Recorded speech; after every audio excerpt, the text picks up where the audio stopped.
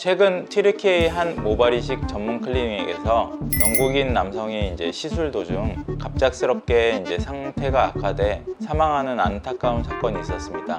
그런데 이 사건이 특히 충격을 준 이유는 해당 병원이 단순히 작은 개인 병원이 아니라 리오 퍼디난드, 이반 라키티치, 히발두 같은 세계적인 축구 스타들이 실제로 모발 이식을 받았던 병원이라는 사실 때문인데요. 그런데도 사망 사례가 발생하는 이유는 안녕하세요. 윤닥터의 모든 정보 윤종진 원장입니다. 최근 뉴스를 통해서 모발 이식 시술 중에 안타깝게 생명을 잃은 사고 소식을 접하신 분들이 계실 겁니다. 모발 이식은 실제로는 수면 마취나 장시간의 시술이 동반되면서 의료진의 숙련도와 시스템에 따라서 사망까지 이르는 중대한 사고도 발생할 수 있습니다. 오늘은 왜 이런 사고가 반복되는지, 환자분들 입장에서는 어떤 부분을 확인하고 조심해야 하는지 알려드리는 시간을 갖고자 합니다. 영상을 끝까지 보신다면 어떻게 하면 안전한 모발 이식 시술을 받을 수 있을지 판단하실 수 있는 기준이 생기실 겁니다. 최근 튀르키예의 한 모발 이식 전문 클리닉에서 영국인 남성이 시술 도중 갑작스럽게 상태가 악화돼 사망하는 안타까운 사건이 있었습니다.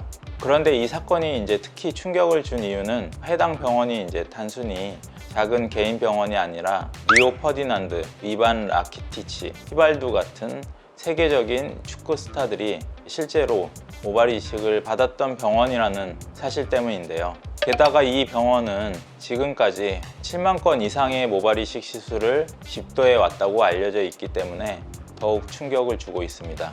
튀르키예는 현재 전 세계 모발 이식 시장의 대략 60% 이상을 점유할 만큼 시술 숙련도가 높고 환자 경험, 의료 시스템 측면에서 높은 수준을 유지하고 있는 나라입니다. 이러한 의료 시스템을 갖춘 국가에서조차도 사망 사고가 발생했다는 점 때문에 많은 언론들이 모발 이식은 위험한 시술이라는 프레임으로 최근 많은 보도가 되고 있습니다. 이번 사망 사건의 경우에 아직 정확한 사인은 조사 중이라 단정할 수는 없겠지만 일반적인 모발 이식 중 사망 사례를 살펴보면 모발 이식 시술 그 자체는 사망하는 케이스는 거의 존재하지 않습니다. 실제로 모발 이식은 최악의 부작용이라고 해도 모낭염이나 일시적인 마취에 의한 감각 저하 정도일 만큼 사망 위험성이 매우 낮은 시술로 분류됩니다. 그런데도 사망 사례가 발생하는 이유는 시술 과정 중 함께 진행되는 전신 마취와 환자의 엎드린 자세, 그리고 시술 시간과 같은 간접적인 요인 때문이 되겠습니다. 보통 모발 이식은 수면 마취를 동반하는 경우가 많은데 이 상태에서 환자가 4-5시간 엎드린 자세로 오랜 시간 자세를 유지하게 되면 가슴이 압박돼서 눌린다거나 호흡이 제한되는 상황이 발생할 수 있습니다. 이로 인해서 산소 공급이 저하되고 심한 경우 식물인간 상태가 되거나 심정지, 사망에 이르는 사례도 보고된 바가 있습니다. 문제는 환자가 수면 마취 상태이기 때문에 스스로 불편함을 인지하거나 표현할 수 없고 의료진 역시 이를 실시간으로 감지하기 어렵다는 점입니다. 결국 모발 이식 자체가 위험한 시술이라기보다는 수면 마취를 한 환자의 관리, 체위 조절, 시술 시간 안배, 응급 대응 체계 등 병원의 시스템적인 안정성이 핵심이라고 볼 수 있겠습니다. 모발 이식 시 발생할 수 있는 사망 사례를 예방하려면 마취 방법 선택과 시술 환경이 매우 중요합니다.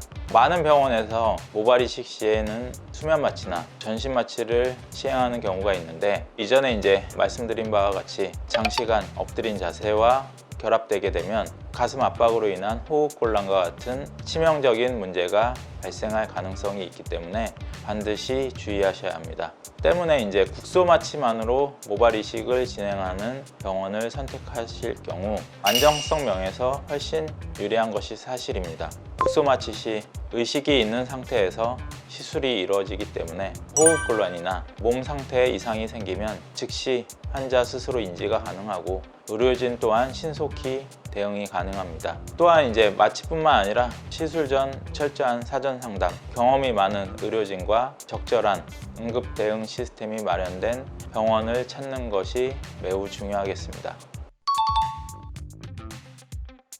바늘로 이제 주사를 놓기 때문에 순간적으로 이제 따끔한 느낌이 들 수는 있지만 실제 시술 중에는 고통이 없이 진행이 가능합니다.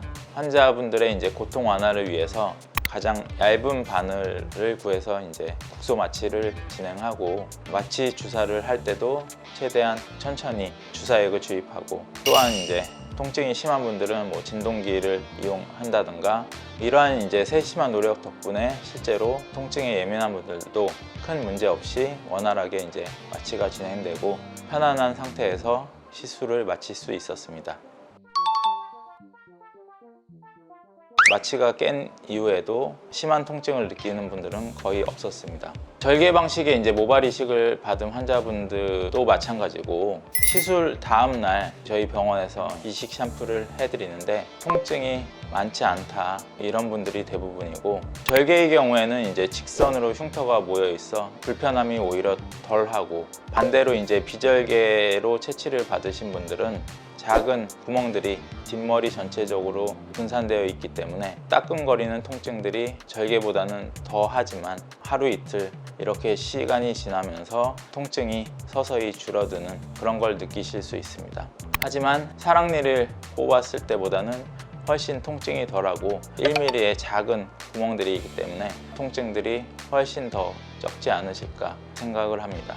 오늘은 최근 모발 이식 시술 중 이제 안타깝게 발생한 사망 사례를 중심으로 모발 이식 시술의 안정성과 관련한 이제 중요한 점들에 대해서 다뤄보는 시간을 가졌습니다. 모발 이식은 비교적 이제 간단하고 안전한 시술로 알려져 있지만, 이번 사례처럼 마취 방법이라든가 병원의 시스템, 의료진의 이제 경험 등 여러 요소가 이제 모두 잘 갖춰져야만 안전을 보장할 수 있다는 점을 꼭 기억하시는 게 좋습니다. 특히 이제 무조건 저렴하거나 유명한 병원 이름만 보고 결정하시기보다는 시술 전 충분한 상담, 본인의 건강 상태에 대한 철저한 검진, 그리고 이제 신뢰할 수 있는 의료진이 있는 곳을 선택하는 것이 무엇보다 중요합니다. 지금까지 윤닥터의 모든 정보 윤종진 원장이었습니다. 감사합니다.